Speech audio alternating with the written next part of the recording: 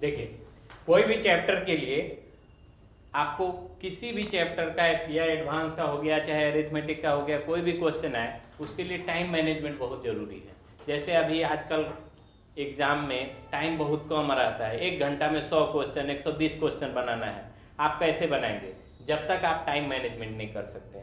जैसे ये क्वेश्चन देखिए, बहुत बड़ा बड़ा क्वेश्चन आता है, इसका ऊंचाई एवं दूरी का ऊंचाई निकालने के लिए या फिर 2 पॉइंट की दूरी निकालने के लिए, तो फिर आपके पास अगर ट्रिक नहीं पता होगा तो कैसे निकालेंगे, कम समय में निकालने। आज हम वही आपको इसका एक रामबाण तरीका देने वाले हैं, जिससे आप देखते क्वेश्चन को फिगर में ही तुरंत सॉल्व कर देंगे।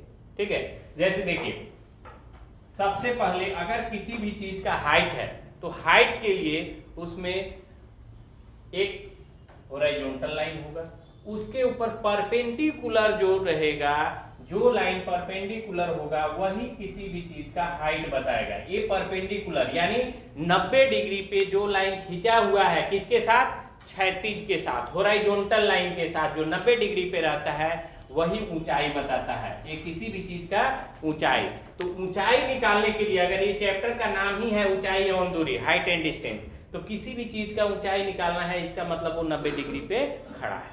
ठीक है, तो जब एक वो 90 डिग्री हो गया और बाकी 2 पॉइंट्स को मिला दिया जाए तो ये एक समकोण त्रिभुज बन जाता है।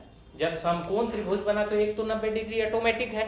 अब दूसरा एंगल क्या हो सकता है, दूसरा या तीसरा, ये दोनों मिला के भी 90 ही होंगे।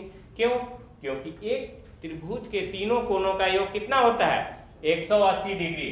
180 डिग्री है तो ये दोनों मिला के भी 90 और एक 90 है, तो इसमें 3 कंडीशन आ सकता है। देखिए, एक 90 है तो दूसरा 45 हो सकता है, 30-60 हो सकता है, या नीचे अगर 30 है तो ऊपर 60 हो सकता है। यही 3 कंडीशन आता है। ठीक है, कंपटीशन के व्यू से हाइट एंड डिस्टेंस चैप्टर में बस यही 3 कंडीशन आ सकता है। कौन कौन? तो फर्स्ट कंडीशन आएगा 45, 45 और 90, ये इसका। सेकेंड केस में आता है 30, 60 और 90।